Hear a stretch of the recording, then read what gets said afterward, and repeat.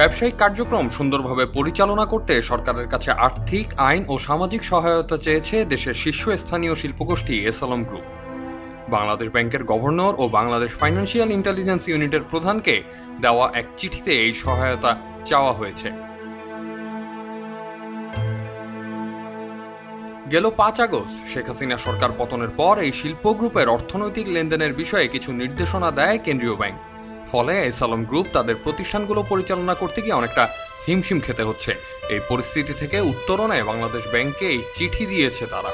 চিঠিতে বলা হয়েছে, দেশের বিভিন্ন ব্যাংকে এসালম গ্রুপের বিভিন্ন কোম্পানির যেসব হিসাব ছিল সেগুলো স্থগিত করা হয়েছে।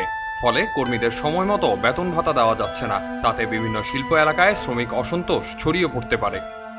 চিঠিতে আরও বলা হয়েছে, লেনদেন স্থগিত হওয়ায় এসালম গ্রুপ বিভিন্ন পরিষেবার বিল পরিশোধ করতে পারছে না। তাদের আশঙ্কা, এই পরিস্থিতিতে বিদ্যুৎ, গ্যাস ও পানির মতো পরিষেবা সংযোগ বিচ্ছিন্ন করা হলে উৎপাদন বন্ধ হয়ে যেতে পারে। এই পরিস্থিতিতে এসালম গ্রুপের পক্ষে সরকারের কর, ভ্যাট ও কাস্টম শুল্ক পরিশোধ করা সম্ভব হচ্ছে না। ফলে রাজস্ব হারাচ্ছে সরকার। অভিযোগ করে চিঠিতে আরও বলা হয়, এলসি বা ঋণপত্র জোরপূর্বক বাতিল করা হচ্ছে।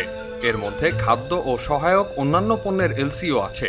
এসালম গ্রুপ মনে করছে, এর ফলে দেশে খাদ্য ও অন্যান্য পণ্যের সংকট হতে পারে। এই শিল্প গ্রুপের চিঠিতে বলা হয়, এসালম গ্রুপের বিভিন্ন কোম্পানির বেচাবিক্রি কমে যাচ্ছে। পরিণামে ক্রেতা ও সরবরাহকারীদের সঙ্গে সম্পর্কের অবনতি হচ্ছে। সবচেয়ে বড় বিষয় হলো, অনেক শ্রমিক কাজ ছেড়ে চলে যাচ্ছেন। এই বিষয়টি তারা বিশেষভাবে বাংলাদেশ ব্যাংকের নজরে এনেছে। নাম প্রকাশে অনিচ্ছুক বাংলাদেশ ব্যাংকের সংশ্লিষ্ট এক কর্মকর্তা এসালম গ্রুপের চিঠি পেয়েছেন বলে জানিয়েছেন। সবাই যখন জোয়ারে গা ভাসায়, কেউ কেউ শির দাঁড়া সোজা করে ঘুরে দাঁড়ায়। সময় যেখানে প্রতিনিয়ত হার মেনে নিতে শেখায়, কেউ কেউ চ্যালেঞ্জ ছুড়ে দেয়।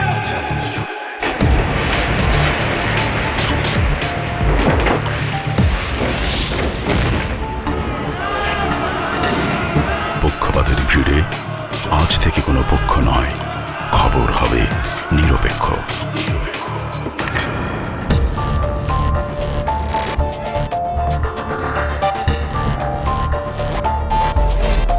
বানোয়াট তথ্যবাদ, খবর হবে নিখাদ।